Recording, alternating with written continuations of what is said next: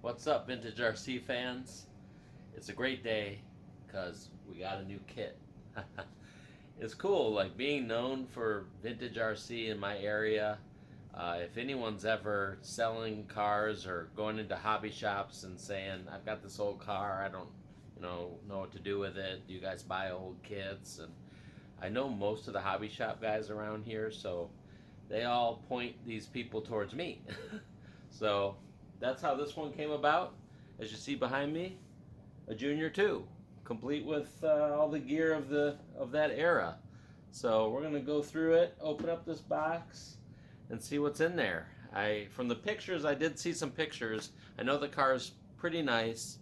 The box, as you can see, definitely has some stains and scuffs and not perfect. I already have a Junior 2, and a really nice box, but it does have a reissue or a blue groove body, but it's pretty mint, so I'm pretty happy with what I have. But yeah, this car just followed me home, so I'm going to walk you through unboxing this, see what we have, maybe clean it up, fix it up a little bit to flip it and sell it on. Paid $125 for everything you see here, so, and we'll get into the box here and see what's all included. Let's go. Okay, so this is the package we got tonight. These are the vintage electronics. This radio, Airtronics SR2P. I remember seeing these around. I don't think any of my buddies had them, or I sure didn't. This is basically the equivalent of the first radio I had, the one from the Hilux video there, the Magnum Sport. Just has a throttle trim, steering trim, a couple reversing switches, a screw-on antenna with a holder. Real basic AM radio by Airtronics. I didn't get into Airtronics radios until the Caliber series. Those were cool, the first digital screen radios. So pretty neat. ProTech charger, the 702. I had this charger. Yeah, just a timer charger. It wasn't a peak charger, so you had to turn it 15 minutes, and then if you're smart, you could kind of peak with it. You could go another 5 until the battery started feeling warm. Then you knew you were peaked. But pretty cool. It went to a trickle charge when it was done. That's pretty cool. I didn't have one of these anymore. This was my first charger, so it's cool to have one again. Not worth anything besides just nostalgia. So, all right, let's see what we got in the box. As I mentioned, I got pictures of this whole set before I bought it. I only saw this major stain, but I see it's stained in a lot of spots. It's pretty rough. The edges are pretty rough.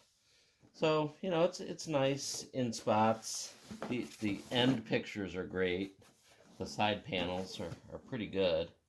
Some stains there too. But that picture, that's great. Pretty neat.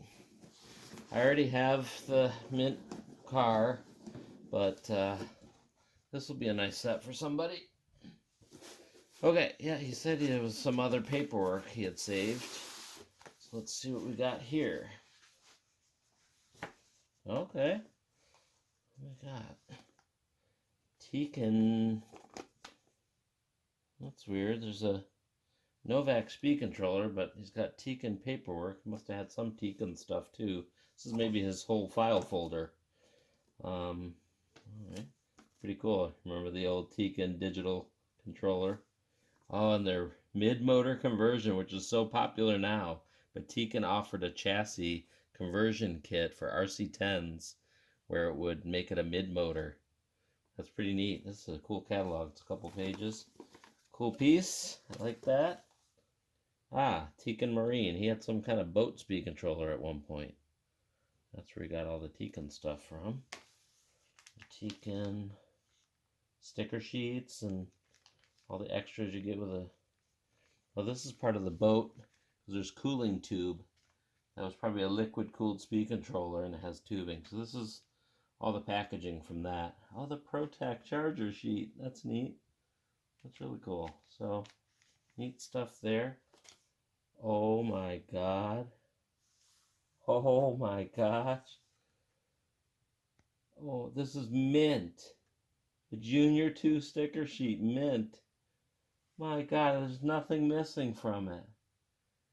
Oh my gosh. This sticker sheet is really hard to come by. A lot of these kits, man, I really didn't even know if this was real or not, honestly, because a lot of these kits just came with the JRX Pro sticker sheet, which was just basic Losi. It didn't have any Junior 2 writing on it. You see, even the box, there's none of these stickers on the box. So either this sticker sheet wasn't out when they did this box art picture. It's really wild. I think it's a really early sheet, is what I think. But that's cool. Oh my gosh, we have one of those sticker sheets. That's amazing. I can't believe that. Wow, really cool. That's worth it all by itself. That's worth it. Okay, here we go. This is a T4 manual. Yeah, we have a Novak T4 in here. So that's right. That's the actual manual, the original. That's cool. That's all. This is in really nice shape. That's awesome. Oh, the manual for the charger, or the promotional bits for the charger. Oh, the header tag for the T4, complete with pricing, $82.95. Oh my gosh. So speed controllers in these days often just came in a bag. You got the speed controller just stapled in a bag to the header card. So this is essentially the box. The manual was in here, a sticker sheet usually, and the speed controller and the wiring and everything was just in a bag. So this is the essentially the box for the T4. Awesome. This is so cool and in really nice shape. That's amazing. This is turning out to be awesome here. See, yeah, the Futaba radio manual. That's an Airtronics radio.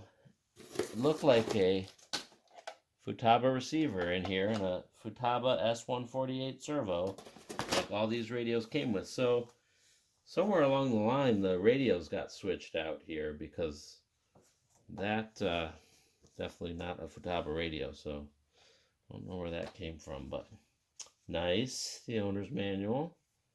Gotta have. It's a little discolored. The shock oils, people usually, they kind of leaked out of the bottles. That's probably what this is, a shock oil. I have some, I have this manual, I think, in another more mint condition. This is cool. This is the options sheet. The parts breakdown. You get these with the kits. That's in nice shape. Boy, luckily the shock oil didn't seep into that. That's great. And more ProTech manuals. That is cool. That is really neat. This stuff here is worth, approaching the value of the buggy itself. So, that sticker sheet. I still can't believe that. Oh man, that's cool. Keep that away from the manual with the the shock oil on it. Well, neat. That's good. Let me pack that on up. Oh, the Novak stuff is great too. Well, that is cool. When somebody takes good care of even the stickers and manuals, you're probably in for a nice kit. Okay, here we are, Junior 2. First impressions. The body, very nice. I couldn't tell much from the pictures. It's hard with Lexan bodies. You can't really tell how they look from pictures. You gotta really look. And boy, he really took some time, it looks like. There we go. Oh man, the cuts are, look at this. These angles are so hard to get most of the time. Really took his time and cut the exact shape. These weren't pre-cut. They weren't doing that yet. You got a full body. He cut that nice. Looks like he started to mask the windows with just 3M box or scotch tape. Hopefully that peels out of there because I'll probably end up painting this up. Like I said, the body on my car is a Blue Groove body, so it's a repop, and this one's original. So this may be a keeper for me and go on my car, and I paint up the Blue Groove one and sell that on with the buggy. That's cool. Okay, more on the buggy. There's our Novak T4. Oh man, all original length wires. The Tamiya connector for the battery.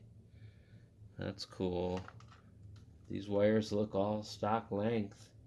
It's in really nice shape. I guess the heat sink's a little scuffed and scratched.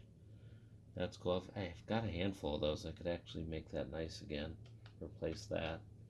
That speed control could sell on by itself. No problem. Futaba receiver, the standard real boxy one. Chassis overall on the top, like mint. There's no scratches down the battery tunnel. It's just mint. Usually you get the 2 stripes from, he's got some batteries in here. From the old stick packs, the cells would leave 2 stripes down the battery tunnel. That's real clean. The real test, what do we got here? Oh my gosh, that's clean. Oh my. Got some shock oil here on these shocks. Not a surprise, those leaked out. Some wetness around there, but that'll clean up super easy. Condition wise, some scraping going on here at the kick-up plate. The bumper, wow, bumper's perfect. Wow, some of these parts are getting really tough to come by. That is neat. Those obviously took a beating. All the center of the chassis is nice. Screws here and there have a few nicks in them, but I have some to replace those with. There's a scuff in the corner of the tailbone here. The nice thing, it looks like he used a countersunk washer and screw, and that took a lot of scratching. That actually helped keep the chassis nice back here. It's only the one scuff, but if that wasn't sticking up like it is, it's really not supposed to be like that. If he'd have used the right screw, it would have made the chassis worse. So really, really cool. Motor plate, just about perfect, and it's a JRX2 motor plate. So many of these kits came with the Team Losi Performance motor plate, and it was even kind of a bluish color. I think mine has that. This, I believe, is a very early Junior 2. I believe it probably is an early run, because I don't think many of them came with that motor plate. We got the old what are they? There's 72 or 64 pitch. No, the other way around. Can't remember. I'm drawing a blank now.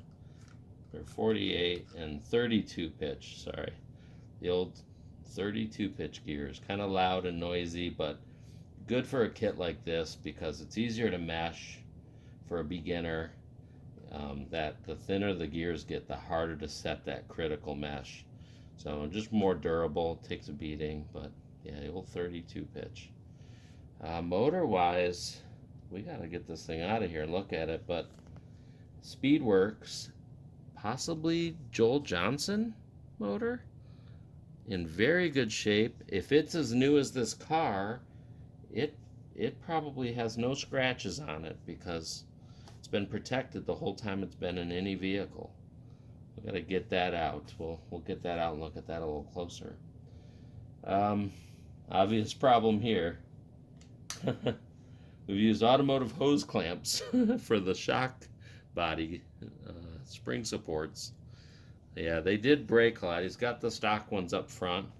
These are actually really early too. Does mine have that? Mine doesn't. They went to the wider collar, which were way more durable. These cracked and broke. These were on the original JRX2. These are the real thin type. So that's kind of odd. So I think even the later JRX Pros didn't even have these anymore. Interesting. You never know really what somebody did, or maybe he broke a few and went to his hobby shop, and these were on the shelf, so they sold him these, which work, but they're actually older than this kit was. But we have plenty of shock collars, so I'll be replacing these things. Transmission wise, we got diff action. It's real stiff, but it's working. I don't know how smooth it is without pulling the motor, but these I rarely run across these transmissions that don't still spin pretty free. This is a junior kit, so it was all bushings. Bushings at all the wheels. I think there might have been a bearing or two in the trans. There was like a two-piece bearing bushing thing they used in the outdrives, but there may be some other bearings in the top shaft. But overall, pretty clean. I like it. It's a great, got great bones. That'll really be nice to put back together and sell on. A couple extras. You get your, oh, there's a spare. That's another one of the thin original style collars. And some spare automotive clamps for your car, your real car. Funny. Good idea, but pretty odd. Oh, this was one of the kits where it came with a mechanical speed controller.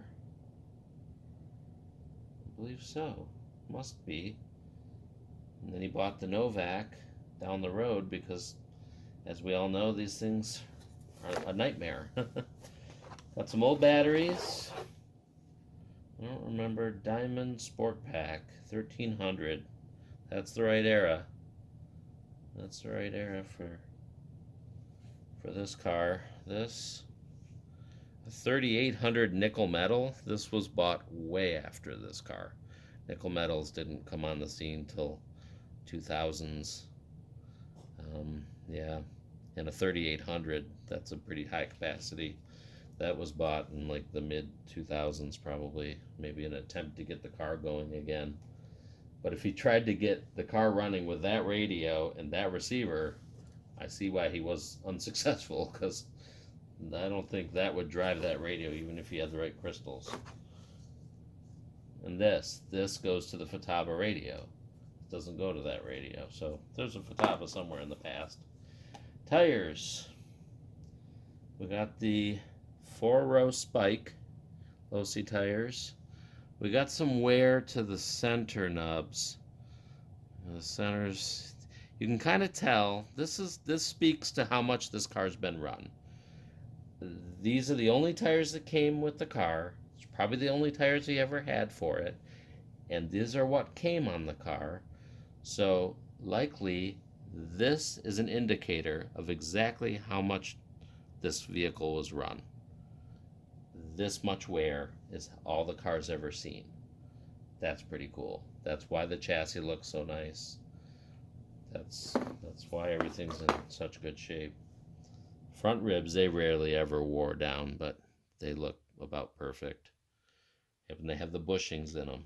They came with these gray oilite bushings, or I can't remember what they called them, but yeah. And people swapped them out for bearings, but that's cool. And I think are they unglued? Yes, unglued. Nice. The rears too. Rears too. Unglued. Even the inner edge. Yep. Also speaks to how much it's been run, because let's see if you can see, you can turn the wheel inside the tire. If you were running the car at all competitively, first time you pull the trigger, the wheel's going to spin, the tire doesn't go anywhere, and the car just kind of squawks and sits there. So he didn't even get around to running it enough to have that become a problem. So really cool. This is neat. That's the intro of this, and let's clean it up and add some fresh parts and restore it. Okay, so I didn't realize how long this video was already getting, so I'm going to stop this one here, and post it. And let me know if you have any questions, want me to get into anything specific on this kit.